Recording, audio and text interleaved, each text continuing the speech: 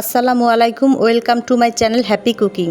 আজকে আমরা আপনাদের সাথে শেয়ার করতে চলেছি আলুর দম রেসিপি। তো চলুন শুরু করি আজকের রেসিপি। প্রথমে মাঝারি সাইজের 4টা আলু কেটে টুকরো করে নিয়েছি। আলুগুলো 5 মিনিটের মতো গরম পানিতে সিদ্ধ করে নেব। আলুগুলো বেশি সিদ্ধ করা যাবে না। আলুগুলো ভালো করে সিদ্ধ হওয়ার পরে পানি ঝরিয়ে নেব। একটি পাত্রে কিছু তেল দিয়ে দিলাম, তারপর আলুগুলো ঢেলে দেব।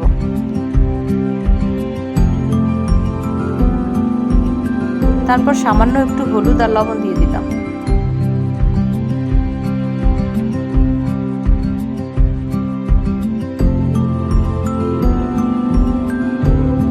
এবার আলুগুলো লাল লাল করে ভেজে নেব।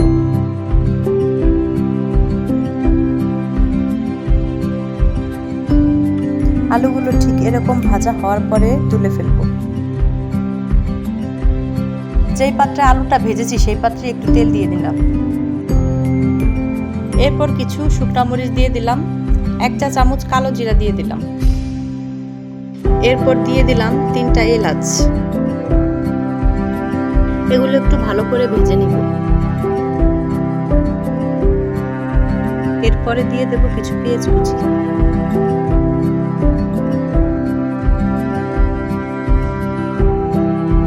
এরপর পেঁয়াজগুলো ভাজা ভাজা করে দিয়ে দেব রসুন বাটা, আদা বাটা।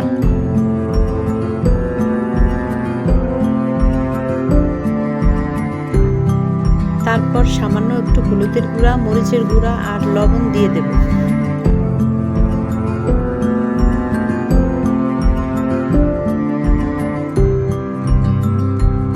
এরপর এগুলো একটু ভালো করে নেড়ে চেড়ে পানি দিয়ে ভালোভাবে কষিয়ে নেব।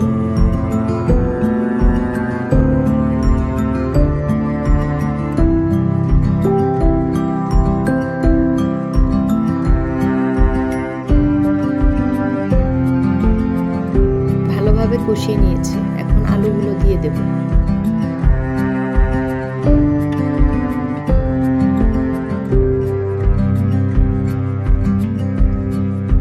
আলুটা ভালো করে কষিয়ে নিয়েছি, এখন একটু পরিমাণ মতো পানি দিয়ে দেব। আলুটা যেহেতু আগে থেকেই ভাজা এবং সিদ্ধ করা ছিল, তাই পানিটা একটু পরিমাণ মতোই দিতে হবে।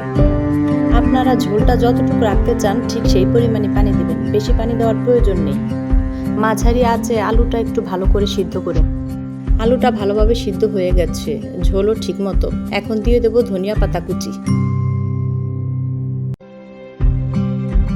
তারপরে সামান্য একটু ঘি দিয়ে নামিয়ে ফেলবো। আপনাদের বাসায় না থাকলে এটা স্কিপও করতে পারেন। এখন আপনারা দেখতেই পাচ্ছেন আলুর দমের ফাইনাল লুক। এটা আপনারা ভাত, পোলাও, রুটি, পরোটা সবকিছুর সাথেই খেতে পারবেন। রেসিপিটা কেমন হয়েছে কমেন্টে জানাবেন। ভিডিওটা ভালো লাগলে লাইক করবেন আর চ্যানেলে নতুন হয়ে থাকলে সাবস্ক্রাইব করবেন। ধন্যবাদ সবাইকে।